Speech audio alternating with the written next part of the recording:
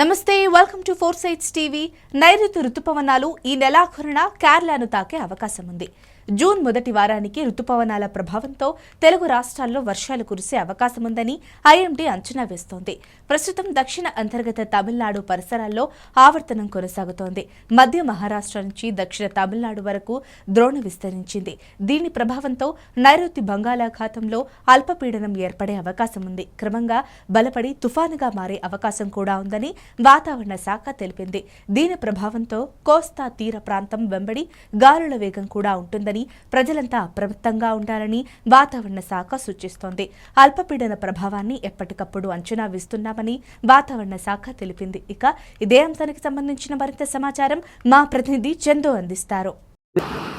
సముద్ర తీరం వెంబడి కొనసాగుతున్న ధోని ప్రభావం కారణంగా రాగల 48 గంటల్లో ఏపీ వ్యాప్తంగా కూడా విస్తార వర్షాలు కురిసే అవకాశం ఉన్నట్లు వాతావరణ శాఖ అధికారులు అయితే ఇప్పటికే చెప్పడం జరిగింది. అయితే రానున్న 48 గంటల అనంతరం కూడా ఇటు ఆంధ్రప్రదేశ్ సంబంధించినటువంటి ఉత్తరాంధ్ర కానీ అటు కోస్తాంధ్ర రాయలసీమ జిల్లాలకు సంబంధించి అన్ని ప్రాంతాల్లో కూడా మోస్తారు వర్షాలు కురిసే అవకాశం ఉన్నట్లయితే తెలుస్తుంది. ఎందుకంటే గత 3 రోజులుగా కురిసినటువంటి వర్షాలు 2 రోజుల విరామం అనంతరం మరలా ఏదైతే ఋతుపవనాలు ఉన్నాయో ఋతుపవనాలు జూన్ 1వ తారీఖే 1 నుంచి 3వ తారీఖు లోపలే ప్రవేశించిన నేపథ్యంలో విస్తారమైన వర్షాలు కురిసే అవకాశాలు కనిపిస్తున్నాయి. ఈ నేపథ్యంలో సముద్ర తీరం అంతా కూడా అలజడి అయితే మనం చూసుకోవచ్చు. ముఖ్యంగా చూసుకుంటే విశాఖ సముద్ర తీరం వెంబడి ఉన్నటువంటి అలలన్నా కూడా పోటెత్తిన పరిస్థితి అనేది కనిపిస్తూ ఉన్నాయి. గతంలో చూసుకుంటే అలలన్నీ కూడా చాలా ప్రశాంతంగా ఉండేటటువంటి సముద్రం ఒక్కసారిగా ఉరకలు వేస్తున్న పరిస్థితులన్నీ చేసుకోవచ్చు. ఎందుకంటే ఇప్పటికే 2 రోజులు 3 రోజులుగా కురుస్తున్న వర్షాలకు సముద్రం కూడా ఒకసారిగా పోటెక్కిన పరిస్థితులు కనిపిస్తున్నాయి. ఈ నేపథ్యంలో మరో 2-3 రోజుల్లోనే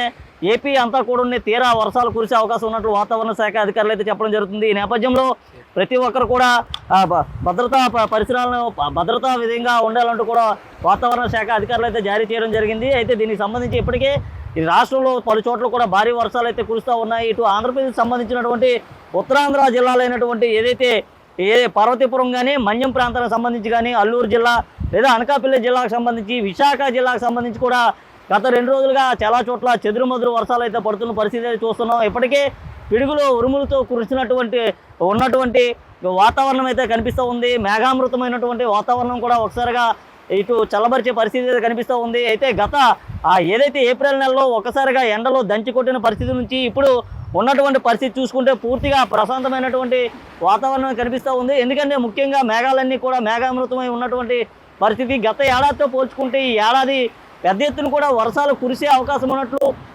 వాతావరణ శాఖ అధికారులు అయితే ఇప్పటికే దానికి సంబంధించినటువంటి విషయాలన్నీ కూడా పూర్తిగా చెప్పడం జరిగింది. ఎప్పటికప్పుడే ఇక్కడ ఉన్నటువంటి సమాచారాన్ని వాతావరణ శాఖ అధికారులు అయితే వాతావరణకు సంబంధించినటువంటి వెబ్ పోస్టుల్లో కూడా ఏర్పాటు చేయడం జరుగుతుంది.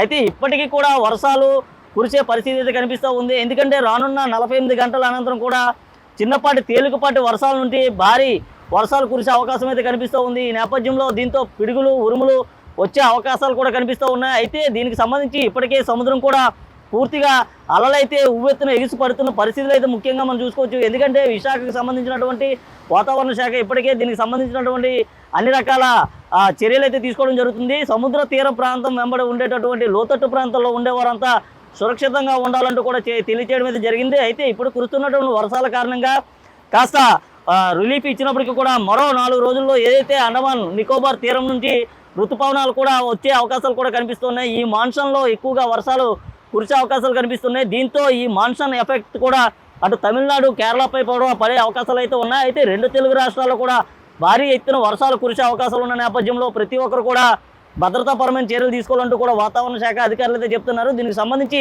అన్ని ప్రాంతాల్లో ఉన్నటువంటి వారందరినీ కూడా అలర్ట్ చేసినట్లుగా అయితే తెలుస్తుంది. అలాగే మత్స్యకారులకి సంబంధించి ఇప్పటివరకు ఎటువంటి హెచ్చరికలు జారీ చేయలేనప్పటికీ అయితే ఈ కురిసిన వర్షాలు అంతా కూడా పెద్ద ఎత్తున కురిసే అవకాశాలు ఉన్నాయి. ఈ నేపథ్యంలో ఏదైతే మాన్సూన్ కొనసాగుతుందో తీర ప్రాంతం వెంబడి జరుగుతున్నటువంటి ఈ మాన్సూన్ కారణంగా తుఫాను వచ్చే అవకాశాలు కూడా కనిపిస్తూ ఉంటూ వాతావరణ శాఖ అధికారులు అయితే చెప్పడం జరుగుతుంది. ఇది ప్రస్తుతం విశాఖలో ఉన్నటువంటి వాతావరణ శాఖ అధికారులు చెప్తున్న పరిస్థితి. వీడియో జర్నలిస్టు కనబాబుతో Chandu, four sites TV, Visakhapatnam.